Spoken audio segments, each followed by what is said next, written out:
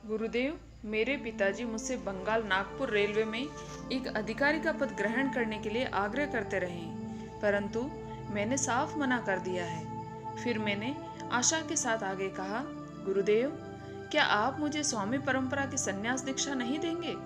मैं अनुनय पूर्वक अपने गुरु की ओर देखता रहा। ठीक है, मैं तुम्हें कल संन्यास दीक्षा दे दूंगा, उन्होंने शांत स्वभाव से कहा। अगला दिन मेरे लिए जीवन का सबसे अविस्मरणीय दिन था। मुझे याद है कि कॉलेज से ग्रेजुएट होने के कुछ सप्ताह बाद ही, यह सन 1915 के जुलाई महीने का एक गुरुवार था, अपने श्री रामपुर आश्रम के भीतर में एक बरामदे में श्री युक्तेश्वर जी ने एक श्वेत रेशमी वस्त्र को संन्यास धर्म में परंपरागत गहरे रंग में डुबोया। जब वस्त्र सूख गया तो मेरे गुरु ने उसे एक सन्यासी वस्त्र के तौर पर मेरे बदन पर लपेट दिया। किसी दिन तुम पश्चिम में जाओगे जहाँ रेशमी वस्त्रों को पसंद किया जाता है, उन्होंने कहा। उसी के प्रतीक स्वरूप मैंने तुम्हारे लिए परंपरागत सूती वस्त्र के स्थान पर ये रेशमी वस्त्र चुना है। अनेक योगी रेशमी वस्त्र पहनते हैं क्योंकि रेशमी वस्त्र शरीर के कुछ सूक्ष्म प्रवाहों को सूती वस्त्रों की अपेक्षा अधिक अच्छी तरह से रोक कर रखते हैं। मुझे अनुष्ठान, संस्कार आदि के कर्मकांड में कोई रुचि नहीं। श्री युक्तेश्वर जी ने कहा, मैं तुम्हें विद्वत पद्धति से संन्यास दीक्षा दूंगा। संन्यास की आद्योपांत अनुष्ठान संस्कार युक्त दीक्षा में एक हवन विधि भी होती है, जिसमें प्रतीकात्मक अंत्येष्टि, क्रियाकर्म, श्राद्ध आदि किया जाता है। दीक्षा लेने वाले शिष्य की स्थूल देह को मृत एवं ज्ञानाग्नि में भस्मीभूत माना जाता है। तत्पश्चात नव दीक्षित सन्यासी को एक महावाक्य दिया जाता है, जैसे अयमात्मा ब्रह्मा अथवा तत्वमसि अथवा अहम ब्रह्मास्मि। परंतु सादगी प्रेमी श्री युक्तेश्वर जी ने सभी औपचारिक विधियों को छोड़कर मुझे एक नया नाम चुनने को कहा। नाम चुनने का अधिकार मैं तुम्हें ही देता हूँ, उन्होंने कहा। योगानंद, मैंने एक पल सोचने के बाद कहा, इस नाम का अर्थ है ईश्वर के साथ मिलन, योग द्वारा आनंद। तथास्तु, अब से तुम स्वामी परंपरा के गिरी शाखा के योगानंद कहलाओगे।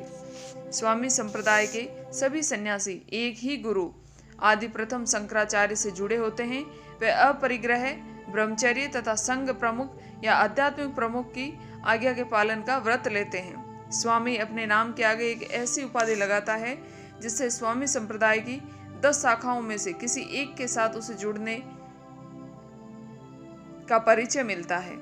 इन 10 शाखाओं में या 10 नामियों में एक है गिरी, जिससे स्वामी श्री युक्तेश्वर जी गिरी और उनका शिष्य होने के नाते मैं स्वयं संलग्न हूँ। स्वामी का संन्यास आश्रम का नाम, जिसके आगे साधारणतया आनंद लगा होता है, किसी विशिष्ट मार्ग, अवस्था या आध्यात्मिक गुण जैसे प्रेम, ज्ञान, विवेक, भक्ति, सेवा, योग के द्वारा प्राप्त करने की उनकी आकांक्षा का द्योतक होता है। उसके नाम के बाद लगने वाले 10 नामी में से एक उपाधि प्रकृति के साथ उसकी सरसता का प्रतीक होती है। समस्त मानव जाति की निस्वार्थ सेवा तथा व्यक्तिगत संबंधों एवं महत्वाकांक्षाओं के त्याग के आदर्श के कारण अधिकांश स्वामीगण भारत में और कभी कभी विदेशों में भी सक्रिय रूप से मानवतावादी एवं शैक्षणिक कार्यों में लग जाते हैं। जाति, पंथ, वर्ग, वर्ण, वंश या स्त्री पुरुष का भेदभाव छोड़कर स्वामी विश्व बंधुत्व के आदर्श पर चलता है। श्री युक्तेश्वर जी स्वामी भी थे और योगी भी। पूज्य स्वामी संप्रदाय से जुड़ा होने के कारण स्वामी बना। हर सन्यासी योगी नहीं होता।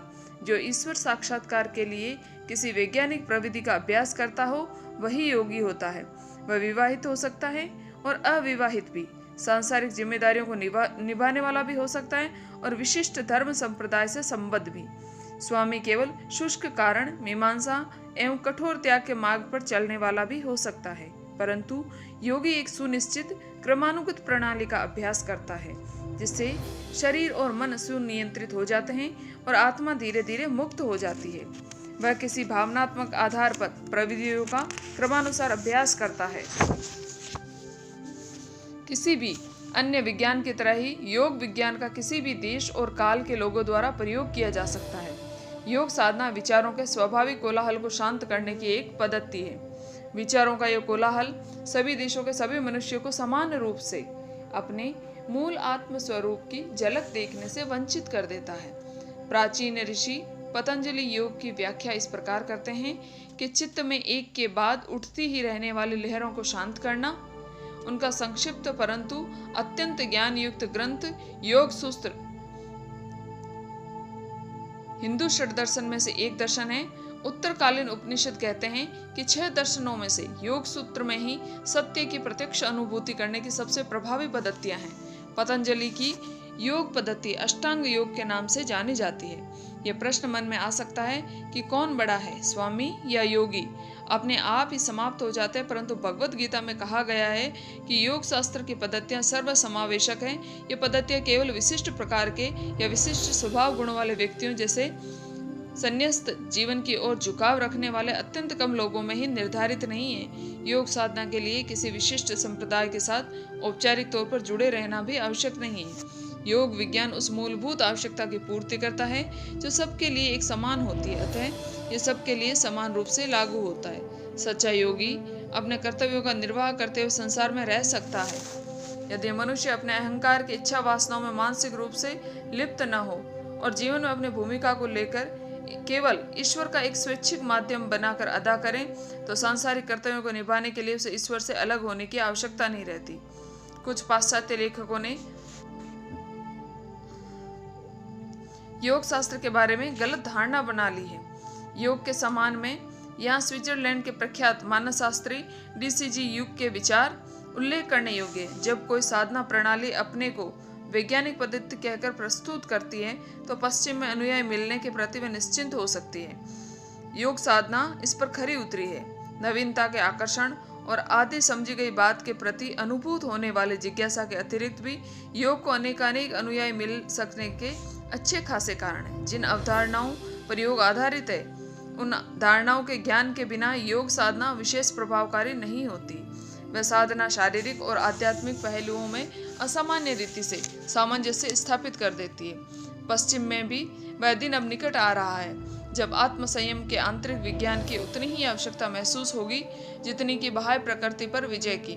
अब वैज्ञानिक निर्विवाद रूप से इस असत्य के साथ सिद्ध हुए हैं। धन पदार्थ वास्तव में और कुछ न होकर केवल ऊर्जा शक्ति का घनीभूत रूप है। इस आणविक युग में मनुष्य का मन अधिक संयमी और विस्तृत होगा। पत्थरों और धातुओं में निहित शक्तियों से कहीं अधिक महान शक्तियों को मानवीय मन अपने अंदर उन्मुक्त कर सकता है और उसे करना चाहिए, ताकि कहीं अभी अभी बंधन मुक्त हुआ पदार्थ जगत का विवेकहीन विनाश न कर दे। अणुबम के विषय में मानव जाति की चिंता का एक अप्रत्यक्ष लाभ यह हो सकता है कि योग विज्ञान में लोगों की व्यवहारिक रुचि बढ़ जाएगी, जो सच्चे अर्थ में बम से रक्षा करने का आश्रय स्थान है।